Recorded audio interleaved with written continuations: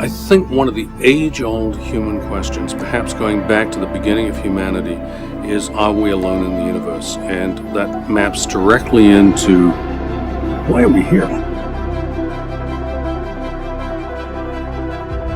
We're going back to the dawn of the solar system. We're looking for clues as to why Earth is a habitable world, this rare jewel in outer space that has oceans, it has a protective atmosphere. We think all of those materials were brought by these carbon-rich asteroids very early in our planetary system formation. And of course, the biggest question, the one that drives my scientific investigations, is the origin of life. What is life? How did it originate? And why was the Earth the place that it occurred?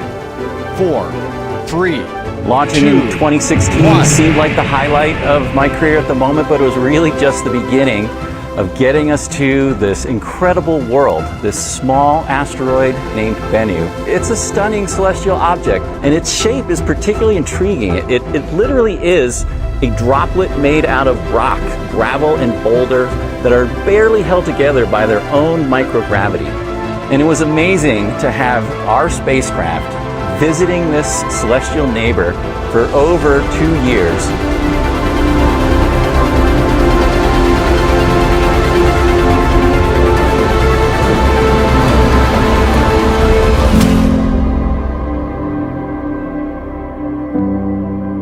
We believe that we're bringing back that kind of material. Literally maybe representatives of the seeds of life these asteroids delivered at the beginning of our planet that led to this amazing biosphere, biological evolution, and to us being here today to look back on that amazing history, to think about where did we come from? 3, 2, 1. And liftoff of Osiris-Rex.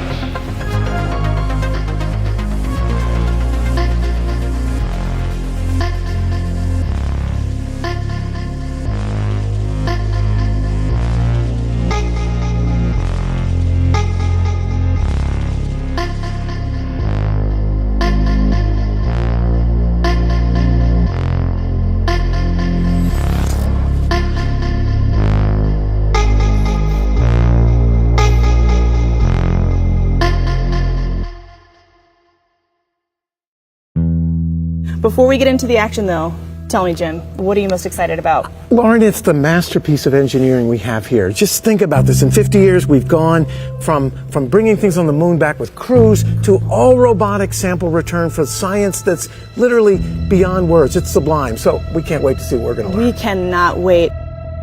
Yeah, good morning, Lauren and Jim. It's already been a very bright early morning for all of our team members involved in this mission. Just a little bit further north from us, about 4 hours ago in Waterton, Colorado, the team met to assess the readiness to release the SRC from the main OSIRIS-REx spacecraft. Approximately 1 minute to release.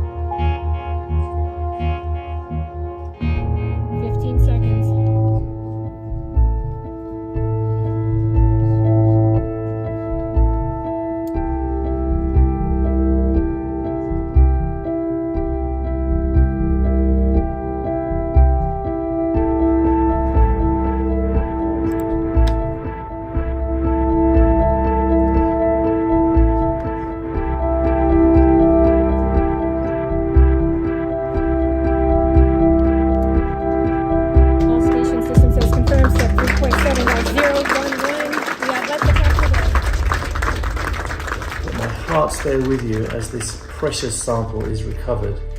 Happy sample return day, and congratulations to all who worked so incredibly hard on this mission.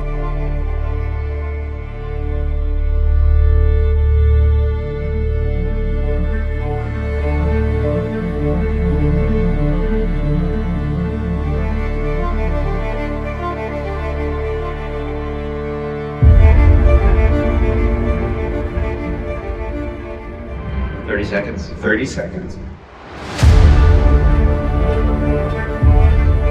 We'll be coming to wake 1 on a move, then cold open, then camera.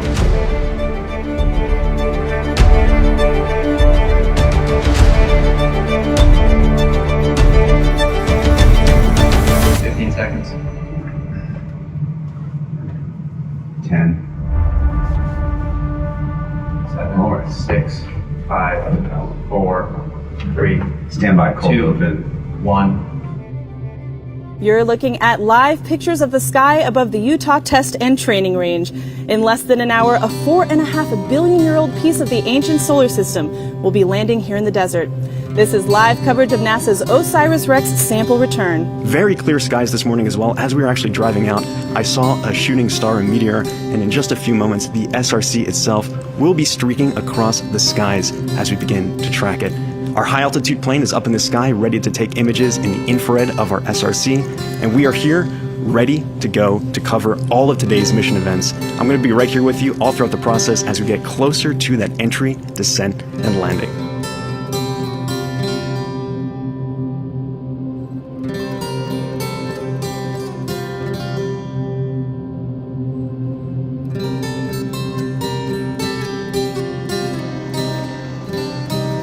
Just a few moments ago, we heard the helicopters take off from here to head out to Wig just at the edge of the landing ellipse.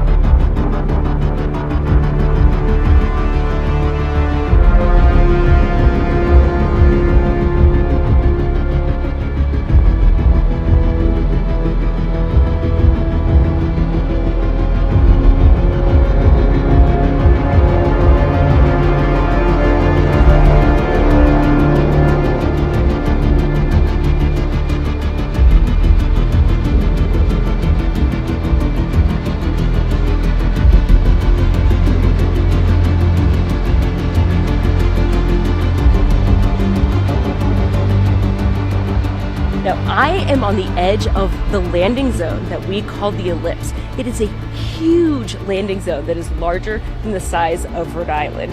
And behind me are the helicopters that will be taking those recovery teams to the capsule once it lands.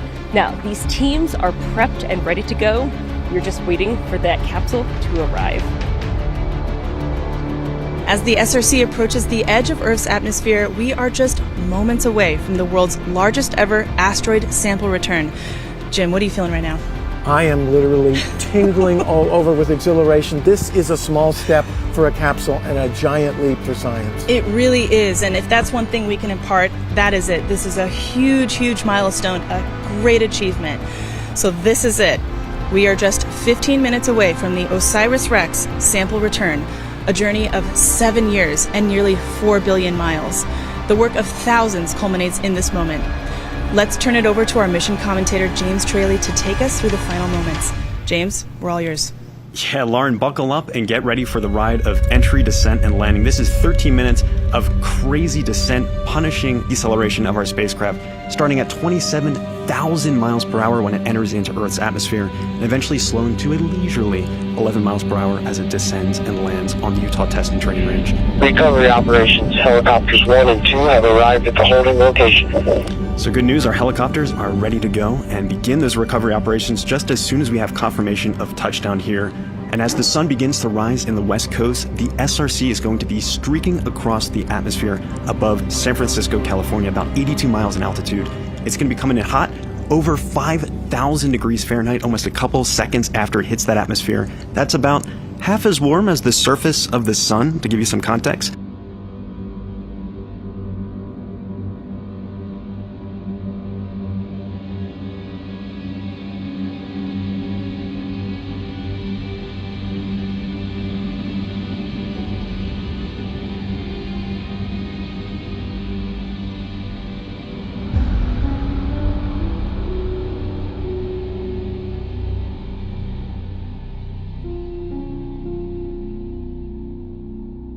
We're about 20 seconds away. You see the team at Lockheed now, all standing, ready on the edge of their seats.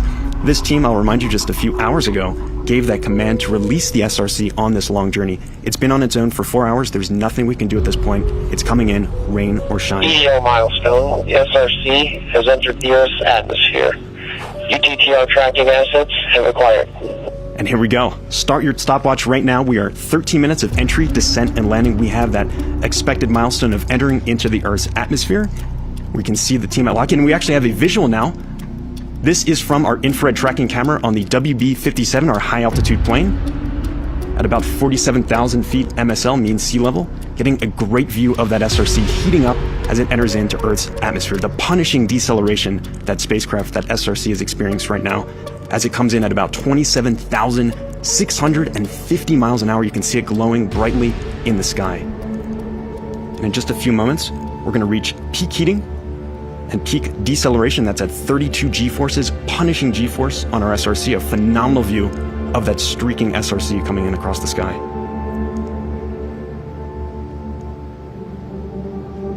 At this point, we have entered in over San Francisco, California, and are very quickly going to be approaching the Utah Test and Training Range just a little bit further to the east.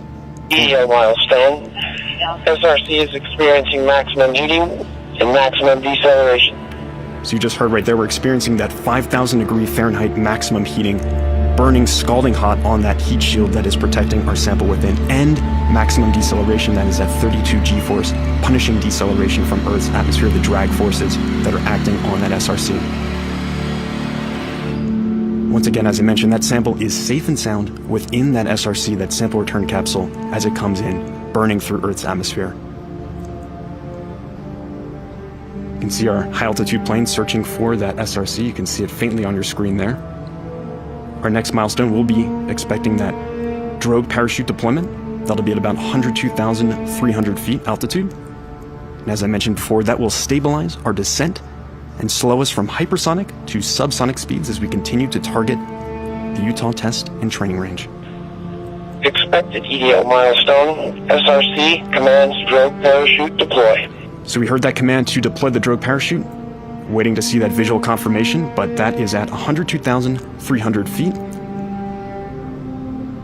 And a side note, at this time, 8:44 a.m. Mountain Time, the OSIRIS-APEX spacecraft is at its closest approach to Earth. That will be on to its extended mission visiting the asteroid Apophis in the year 2029, continuing this incredible mission at another world.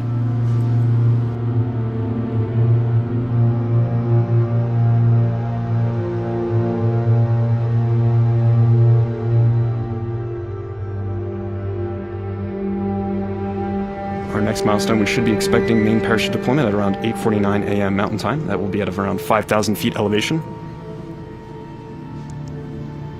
We continue to track with our high altitude camera here.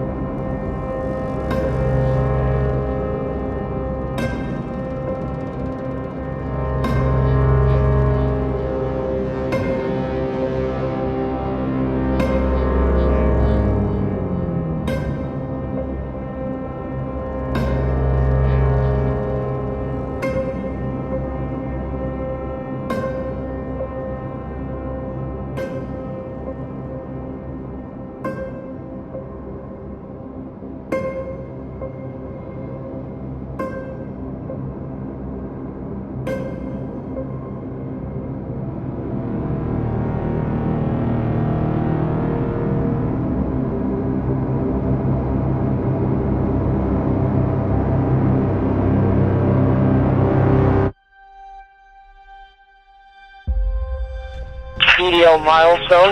We have confirmed parachute deployment. Wow, and after an exhilarating streak across Earth's atmosphere, we have parachute deployment. You can see just a sigh of relief from the team. I can hear some applause here. There is that orange creamsicle colored parachute, just a delight, a sweet delight to see.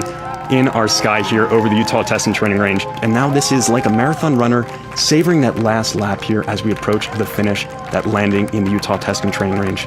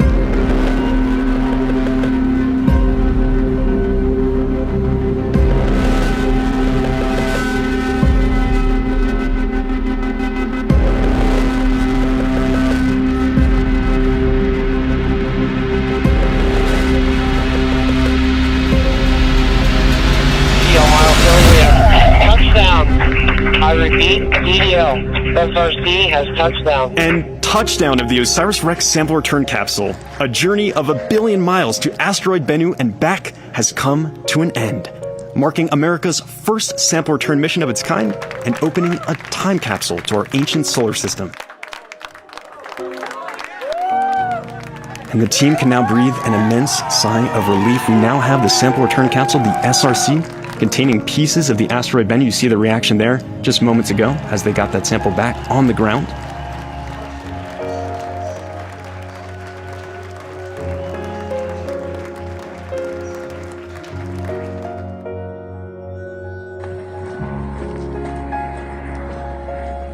Yeah. Looks good, huh? Shield down. Yeah. Shield down, sitting straight up. Parachute right next to it.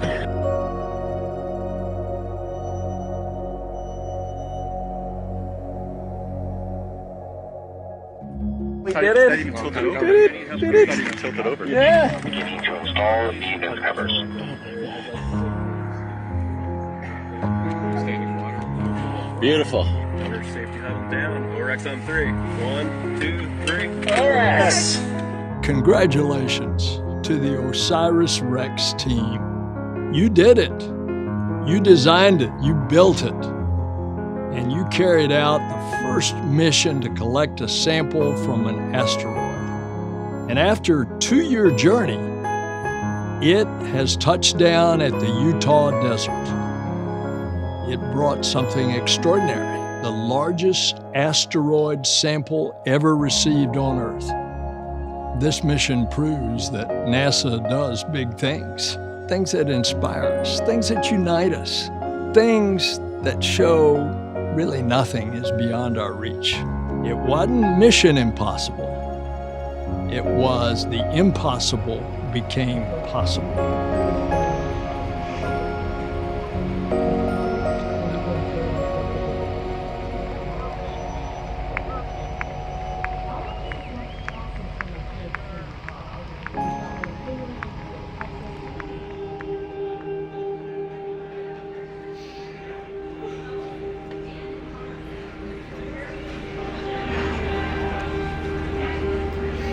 Right. Well, OREX ended just like it began. Absolutely picture perfect. I mean, I actually think I'm dreaming. I don't believe it. I don't believe it. The capsule was feet from a road. It just stuck the landing. It landed and didn't move. Didn't look like it was spinning whatsoever. Very, very straightforward recovery operations. Absolutely unbelievable. So thank you to everybody. The team has done an enormous job. This is what happens when you practice, practice, practice, and practice. Everything goes perfectly. Couldn't be more proud of this mission, the team, military colleagues out here that have been with us every step of the way have been absolutely wonderful hosts, wonderful support. I'm going to kind of miss this place, actually. I'm kind of settled in here, and it's got a real charm once you get to know it. So thank you, Utah, for being our landing ground. Of course, my family, Kate, Xander, Griffin, wouldn't be the same without you guys here. It's been an amazing journey. My boys have grown up with the dad is the PI of the flight program on NASA, and that's no longer true. And I'm also really excited that we handed off and passed the torch to the next generation. I believe the divert maneuver went exactly as according to plan, and OSIRIS APEX is on its way to Apophis for the next chapter of this fantastic journey.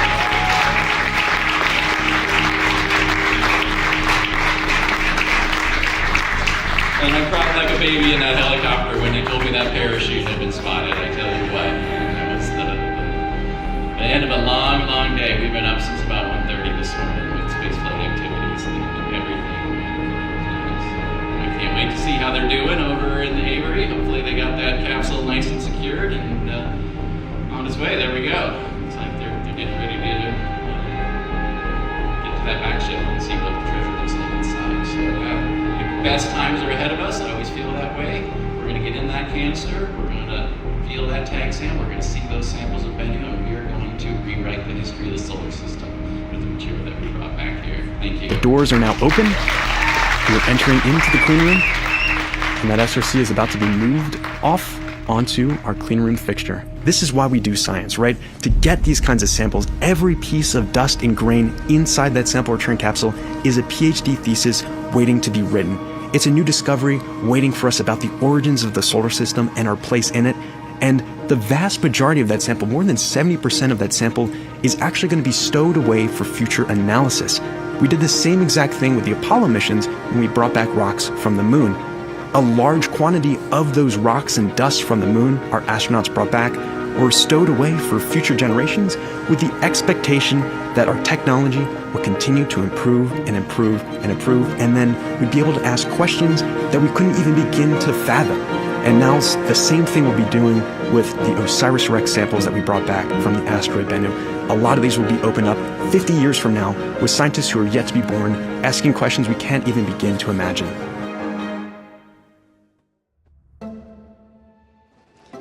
Wow, don't be afraid to clap or cheer. Today is a celebration. Welcome to the much anticipated OSIRIS-REx sample reveal. So 7 years, almost 4 billion miles of a journey throughout the solar system. Now back, the sample return capsule landed in Utah, right on the money. It was a picture-perfect mission. It's a feat of engineering.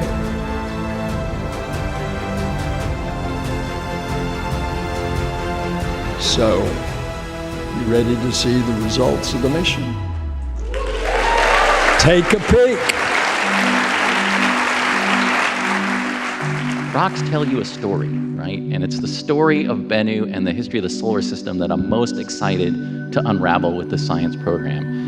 And when we look at the materials, these clay minerals, these carbonates, you had a lot of water moving around in the early solar system beyond what we really expected from our meteorite investigations. You know, when we look at meteorites, we think water moving in very tiny scales, but I imagine a world right at the beginning of the solar system, right in that protoplanetary disk, where you had a lot of ice and a lot of rock and metal and carbon, and radioactivity started heating these things up, and you got massive circulation, what we call a convecting ball of mud, hundreds of miles across. And it's in that environment that I imagine these carbon atoms going through the first stages to the origin of life. And to me, that's the greatest mystery that we're facing right now, is like, how do you go from a ball of mud to something that's alive? Like, what happens when you make that transition? And the deepest desire is that we're gonna make some progress in trying to figure out, what is it? Why is it that we're here, we're alive, we're conscious in this universe? It's such a gift that I hope everybody really stops and thinks about it every once in a while, no matter what your problems are in everyday life. The fact that you're alive and that you're aware on this beautiful planet is something you should be grateful for every day. And that's really where I hope my imagination takes everybody.